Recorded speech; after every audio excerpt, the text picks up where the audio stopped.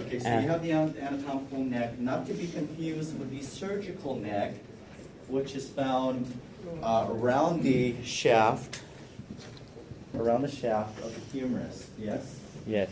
Okay, and then you have two bony projections around the shoulder. They're called tubercles or tuberosities. And what is the purpose of a tubercle or tuberosity? Connection of tendons and ligaments. Okay, so that's for attachments of tendons and muscles, right, and ligaments. So they're going to have a rough surface. The one that's going to be most lateral and superior, Maureen, okay, is which tubercle? The greater. Okay, and then the one that's going to be more inferior, Lesser. and medial is going to be lesser. Now, what's that area between the two tubercles or tuberosities? Bicipital groove. Bicipital groove. There you go. Bicipital groove, or the intertrabecular groove. All right. So right below that then is the part of the shaft known as the. Right below that. What is that? It's another name. It's another type of neck, right? It's a surgical neck, and why is it called a surgical neck? That's the most common break. The most common place for a break, okay?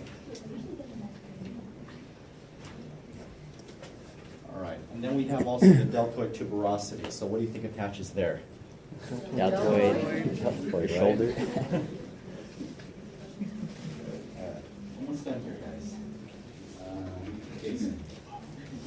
Maureen, again, where's Maureen? Okay.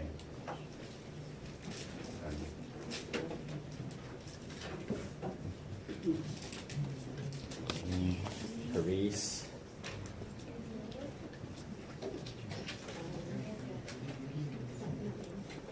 You finish it, Evan? Yeah. Actually, I love you. Did you? Yeah. Oh, I have to say you're gonna finish it. I did. You made it nice and pretty. Real cute. All right. Okay, so here we have a radiograph of an AP humerus. What are the bony parts or landmarks that we're going to be feeling for to get the humerus into a true AP? Epicondyles? Epicondyles, okay? So what do we have to do with the epicondyles, guys? Make sure they're parallel. Okay, parallel to what? The IR. Get the image receptor, okay?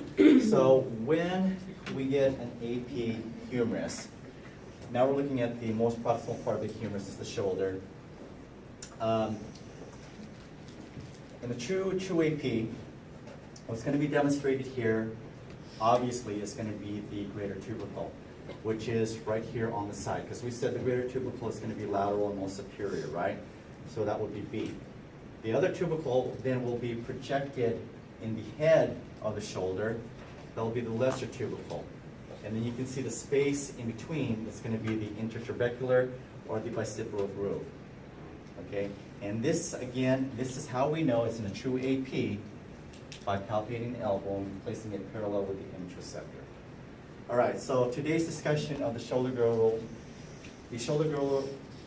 Girdle. thank you, is going to consist of the scapula and the clavicle. Okay? All right. The clavicle, there it is. There's not a lot of parts to it. Okay? You've got the shaft and you've got two ends. One end articulates with the acromion of the scapula. Okay? This is going to be the acromial end, and this area here is the acromioclavicular joint, also known as what? AC joint. The AC joint. Okay, AC for short. At the other end of the clavicle is the sternal end, and articulates with the sternum or the breastbone. And what is that called? What is the joint there called? Sternoclavicular. Or SC. SC joint. Okay, sternoclavicular or the SC joint. Okay, and that's it. That's all they talk about the clavicle. What's another name for the clavicle? Collarbone. The collarbone. Okay. So the clavicle is what communicates the scapula with the sternum. Okay? The clavicle is what communicates, is the communication between the scapula and the sternum. We'll cover the sternum in another presentation. So our focus is going to be on the clavicle and the scapula today. Okay. All right. So let's see.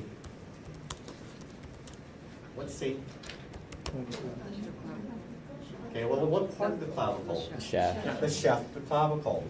What end is B? Sternal end. And what end is D? Acromion end. What is the joint in E? AC joint. AC joint. And what is the joint in A? SE. Okay. All right, we're done. We're done. So let's do the scapula. Okay. The scapula is a little bit more complex. Okay. The scapula is, the other name for the scapula is the shoulder blade. It has a triangular shape. It has 3 borders. Okay. Very simple borders. The very top is the superior border. Then we have 2 sides to it. So you have a top and 2 sides. The one that is medial is the medial border, but it's also related to its proximity to the vertebral column. So that would be called now what? Vertebral border. Okay? Then you have the most lateral, so it would be called what? Lateral. The lateral border. And because of its relationship to the armpit, or the axillary, it's called the Axillary border. All right? The relationship between the humeral head and the glenoid fossa that we'll talk about here in a moment, the glenoid fossa of the scapula, is known as the scapulohumeral joint, also known as the glenohumeral joint. So those terms are used interchangeably. Most commonly it's called the scapulohumeral joint. All right? So here we have the anterior view of the scapula. We've already covered the borders. It also has 2 angles, 2 points. The first one here is the superior angle, and then we have the inferior angle. The majority part of the scapula is known as the body, also known as the blade, also known as the wing, also known as the ala. Okay? They're all used interchangeably, so depending on who's talking about it or what literature you're reading, all these terms are analogous. Okay? Just like many of the bones that we've been studying so far, the scapula also has a head. Okay? We talked about the superior angle, we talked about the inferior angle, but it also has a lateral angle, lateral being towards the vertebrae or towards the armpit? Armpit. Okay, towards the armpit or the axillary, okay? So it has a lateral angle. So right below the glenoid cavity or the glenoid fossa is where you're going to find the head. So it's right off the fossa. Extending from that is the neck. Okay? Now, the 2 palpable landmarks that you are going to be getting yourself familiar with when we're x-raying the scapula are the 2 bony projections. The first one here is the acromion process. The acromion process is going to be superior and more lateral than the coracoid process. The coracoid process is going to be anterior, medial, and inferior to the acromion. The acromion is going to be posterior of the 2. Okay, so the acromion is posterior, the coracoid is going to be anterior. Now we all know where the acromion is, right? Can you find your acromion? Just follow your clavicle until it ends. That bony projection at the very top, that's your acromion. All right? Now the coracoid is a little bit more harder to find. And to find that, you have to go slightly in about ½ an inch from the acromion, so you can go medially about ½ an inch. And right below your clavicle, there's that bony projection right below your clavicle. The Okay, I'm gonna have to fill you out later on. Okay, private party. Okay, but I'll show you exactly where that is. It's very tender to the touch, so when you press on, it's kind of like the Spock death grip. When you grab on that, they do this. Yeah. And it Right hurts. there. It's very tender, okay? So we'll practice how to find that particular landmark in the lab. All right. What else do we need to talk about here? Okay, so right off the coracoid process is a dip, and that's called the scapular notch. What else? Okay. Oh, okay. The front surface is the costal surface, and then also the backside is going to have the posterior surface that we'll talk about here in just a little bit. Okay. Any questions on this particular slide?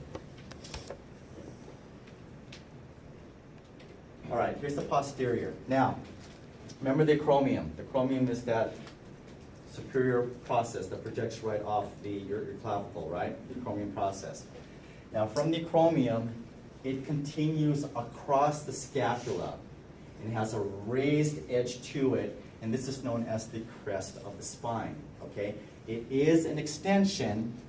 You guys got to write that somewhere. The crest is the extension of the acromion located posteriorly. The crest of the spine is the extension of the acromion located posteriorly.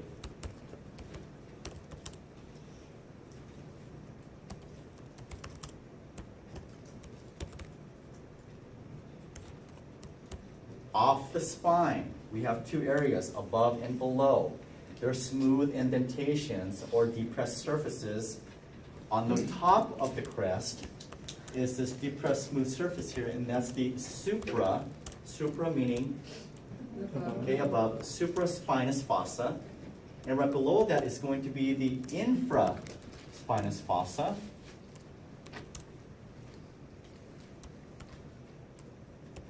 Okay, and then the posterior surface of the scapula is known as the dorsal or the posterior surface. All right, any questions so far? Now, the scapula is a very tough bone to break. Okay, so if you have a patient presenting in your department and you shoot some x-rays of the scapula and it is broken, they've likely received major trauma. Okay, in my life I've been taking x-rays. I've done many scapulas, but only run into one fracture. Okay, I'm talking about the plate. You can break your acromion. This can snap. Okay, these are easy to snap, but I'm talking about the blade itself. It's very difficult to break. So this guy came in because he got assaulted with a bat. Yeah. So someone took a bat and swung on his backside and cracked his scapula in 3 different places. Huh? Can we feel the crest? No. Yeah, it's just kind of tough because you have so much muscle here in the back. It's sometimes hard to feel that crest. Yeah. Now, unless you're, a little bit more slimmer, yeah, you can feel it. But on someone like me, No way. no, it's hard. It's hard to feel it. There's a lot of muscle back there. Yeah. All right. Any questions here, guys? All right. So now we have here a lateral scapula. It takes the form of a Y. So when you look at that scapula sideways, it takes the form of Y. So this particular view is known as the scapular Y view. Okay? The Y is formed by the edges of the blade, and then you have your acromion and your coracoid process. Now the coracoid process, this sounds very similar to, yeah, it sounds like coronoid process, so how can we tell the difference? With A on top. Okay. Well, the way I remember it, coracoid, scapula, I know it doesn't, because of the sharp C, coracoid and scapula is how I relate it, okay? We're like, and? Yeah, well, you guys can make up your own analogy later on, but that's how I remember it, okay? So coracoid associated with the scapula. All right, so remember the relationship of the acromion and the coracoid, okay? So when you're looking at it laterally, B is going to be more superior, so that would be which of the two? Chromium. Acromium, and A is more inferior, so this would be Coracoid. coracoid. Again, acromium is posterior, so this is the posterior part of it, and anteriorly you have the coracoid. Okay, so if you remember those relationships, you should have no problem in identifying these different structures. Okay? All right, let's keep on going. So here we have the AP scapula. The AP scapula. It is done in this particular manner because when your arm is in rest, it places the scapula right in the middle of the lung field. Okay? Now what's the problem with that? Why is that an issue? Well, what's in the lung field? Air. Air. Air is highly penetrating. So if you were to shoot this x-ray with the arm in neutral position and the scapula is in the lung field, it'll get burnt out. You can't see it. What I mean burnt out is you're gonna have increased density because you're looking at lung and not bone. So it's very, very hard to see. So what they do here is they have the arm extend out to pull the scapula laterally. It doesn't get completely leave the lung field, okay, but it gets most of it out of the lung field, so you get better visualization of it in an AP projection. Okay? Wait, so you're saying if something is less dense, it's harder to penetrate? No, I'm not saying this. Yeah, something that's less dense like your lung, X-rays go right through it and interacts with the image receptor, increasing the density of your image. So even with the scapula in the lung field, because it's highly penetrating the lung field, your image in this area is going to look particularly dark, which makes it difficult to see the outline of the scapula. So we raise the arm up to project the scapula more laterally for better visualization. Does that make better sense now? Okay. And we'll talk about this particular position here in just a moment. Okay, so what do we have here for D? Let's start with D. The sternal Okay, end. so that's the body or the shaft of the clavicle. What is C? That's the joint. The AC joint. Okay. Now what B is pointing to is this thick area going across the top of the scapula.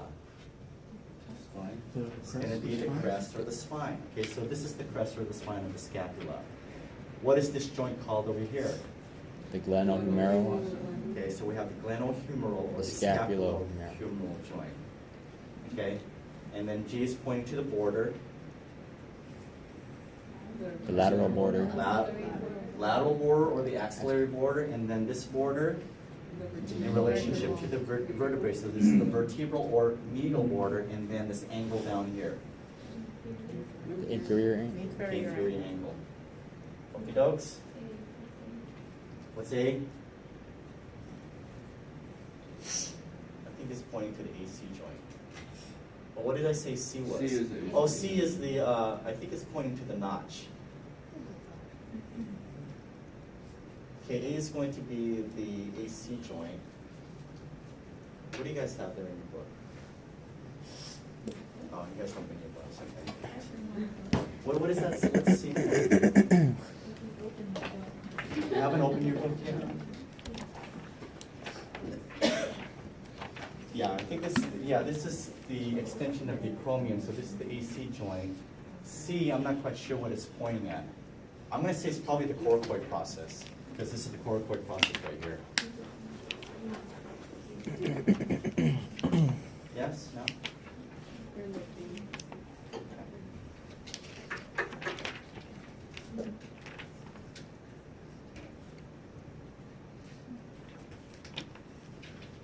I don't bring my book. Got too much stuff in my box already. Does it say? Spine of the scapula, The spine? So then what's B? the glenoid cavity. Then what's H? Which one? H. The head? No. That can't be right.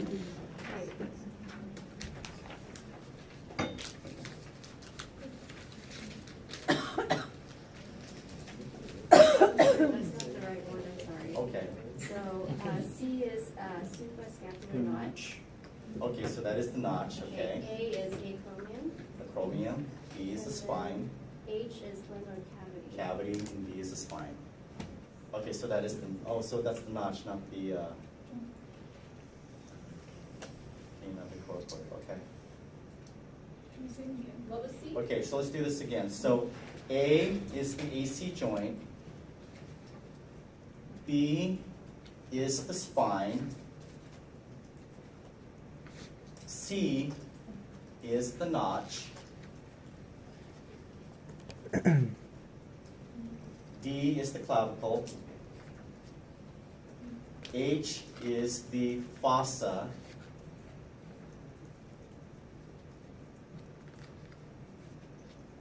and then we already covered G, F, and E. G is the lateral border, E is the medial border, and F is the inferior angle. The glenoid fossa. Glenoid fossa. What Also page is that known on? as cavity. Okay. All right. Here's your scapular Y. Again, based on what we know of the location and orientation of the two projections. B, what? That last X-ray. I'm sorry, yes. The last one, we're not gonna have something like that on the test, are we? Well, you I don't know, maybe, but the labeling in the lines will be a lot more clearer. Okay. Yeah. Sorry, I didn't mean to answer you what. Like I was irritated. All right, so you have two body projections. You have the anterior, you have the posterior. So most superior is going to be what? The acromion. Acromion process, and you can kind of see the clavicle extending to the acromion process, and this would be your AC joint. Okay? And then the anterior and lower one is going to be Coracoid process. coracoid process. The lateral, this is a very difficult, this is a very difficult projection view to acquire because of the body habitus. The position of your scapula changes with the habitus of the individual. So you're thinking your scapula should be plain and flat on your back, right? So the larger you are, the more angled your scapula is. The more smaller you are in body habitus, the more straight and flat the scapula becomes. So when you're trying to rotate your patient to get the scapula in a true lateral projection, like she is right here, the rotation depends on the body habitus. And depending on which book you are reading to, there's a great difference. I think it's anywhere between 30 to 60 degrees rotation. That's a huge difference. So how much rotation are you going to use? So I'll show you guys a technique in how to kind of eliminate the exact rotation, but you can figure out the exact rotation by feeling other anatomical structures of the scapula, and I'll show you guys that later on. Okay? But there's a huge difference between the 30 to 60 degree rotation based on body habitus. All right, here's one what we call the infrosuperior projection. This is infrosuperior projection axial. It's an axial projection. You guys remember axial? Okay, so it's infrosuperior axial projection.